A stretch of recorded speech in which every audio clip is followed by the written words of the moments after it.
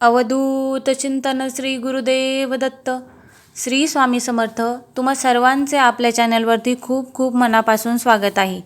31 मार्च सोमवारी आहे आपल्या स्वामी महाराजांचा प्रकट दिन. त्यानिमित्त आपल्याला ह्या प्रकट दिनापर्यंत महाराजांची जेवढी जमेल, छोटी मोठी जेवढी जमेल, आपल्याला जास्तीत जास्त सेवा करायची आहे. कारण स्वामी समर्थ महाराजांचा प्रकट दिन हा आपल्या स्वामी भक्तांसाठी अतिशय महत्त्वाचा दिवस आहे.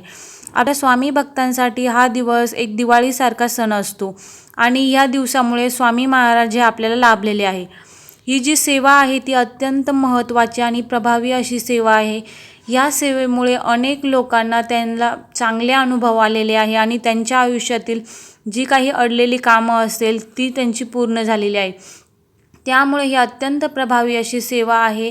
त्याबद्दलची माहिती मी आज तुम्हाला सांगणार आहे. त्यामुळे व्हिडिओ शेवटपर्यंत नक्की बघा आणि कमेंटमध्ये लिहा श्री स्वामी समर्थ. चला तर मग व्हिडिओला सुरुवात करूया.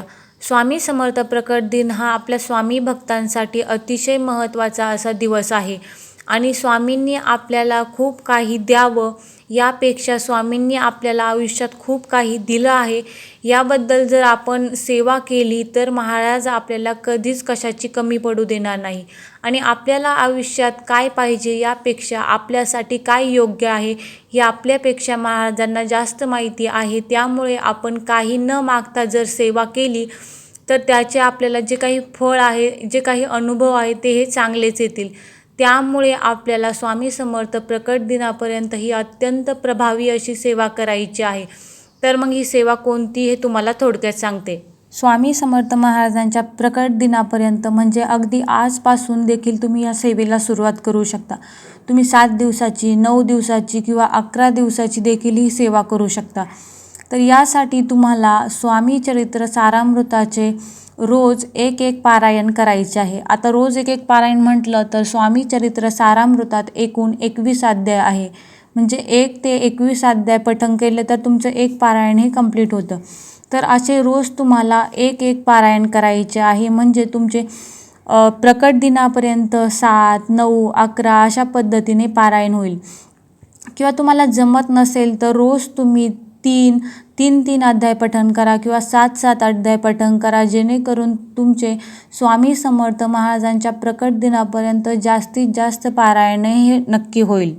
कारण आपण जेव्हा स्वामी चरित्र सारामृताचे पठण करतो तर आपल्या आयुष्यात घडणाऱ्या, नकळत घडणाऱ्या ज्या काही गोष्टी आहेत त्या टळून जातात आणि आपल्या आयुष्यात जे काही होतं ते अगदी आनंदाचं होतं आणि चांगलं होत असतं. त्याचबरोबर आपल्याला रोज 11 माळी श्री स्वामी समर्थ या मंत्राचा जप करायचा आहे आणि रोज 1 वेळेस किंवा 11 वेळेस आपल्याला तारक मंत्राचे पठण करायचे आहे.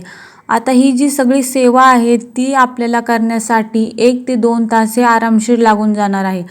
आता ज्यांना स्वामी चरित्र सारामृताचे पारायण करण्याची सवय आधीपासून आहे त्यांना जरा हा वेळ जो आहे तो कमी लागणार आहे. परंतु जे काही आपले नवीन स्वामी सेवेकरी आहे त्यांना जो काही वेळ आहे तो जास्त लागेल. त्यामुळे आपल्याला 1 ते 2 तास हे आरामशीर लागणार आहे. आणि आता तुम्ही जर ही सेवा संकल्पयुक्त करणार असाल, म्हणजे आपलं काही काम असेल, जी इच्छा असेल जी बऱ्याच दिवसापासून पूर्ण होत नाही आणि ती इच्छापूर्तीसाठी जर तुम्ही ही सेवा करणार असाल तर मग तुम्हाला काही नियमाचे हे पालन करावे लागणार आहे. तर नियम कोणते आहेत? तुम्हाला आपण कोणतीही सेवा करताना आपल्याला काही नियम हे पाळायचे असते. जसे की कडकडीत मांसाहार हा वर्ज्य करायचा आहे. म्हणजे आपल्याला हे स्वामी चरित्र सारामृताचे पारायण होईपर्यंत तरी आपल्याला मांसाहार हा वर्ज्य करायचा आहे. बाकी काही नियम नाही आहे, फक्त आपल्याला मांसाहार हा वर्ज्य करायचा आहे आणि ब्रह्मचर्याचे देखील पालन करायचे आहे. अतिशय सोपी आणि प्रभावी अशी सेवा आहे, ती तुम्ही नक्की करून बघा. आता हे झालं नियमाबद्दल. आता मांडणी करायची गरज आहे का? आता स्वामी चरित्र सारामृताचे पारायण करण्यासाठी तुम्हाला कोणतीही मांडणी करायची गरज नाही. म्हणजे काय करायचं, आपल्याला स्वामी चरित्र सारामृत हे ग्रंथ हातात घ्यायचा आहे आणि तो वाचून झाला की परत त्या जागेवर आपल्याला पुन्हा ठेवून द्यायचं आहे. म्हणजे मांडणी करायची कोणतीही गरज नाही. अत्यंत सोपी आणि प्रभावी अशी सेवा आहे आणि स्वामी महाराजांची सर्वात आवडती अशी सेवा आहे, जी आपल्या स्वामी भक्तांकडून या प्रकट दिनापर्यंत ही सेवा झालीच पाहिजे, जेणेकरून आपल्या आयुष्यातील आपल्या आयुष्याचं सोनं करणारी ही सेवा आहे, जी आपल्याकडून झालीच पाहिजे. चला तर मग आपण सगळे मिळून स्वामी समर्थ प्रकट दिनानिमित्त स्वामींची ही सर्वात आवडती आणि प्रभावी अशी सेवा करूया, जेणेकरून महाराजांचा जो कृपा आशीर्वाद आहे तो आपल्यावर कायम राहील. अतिशय छोटी आणि महत्त्वाची माहिती होती, जी तुमच्यासोबत शेअर करायची होती.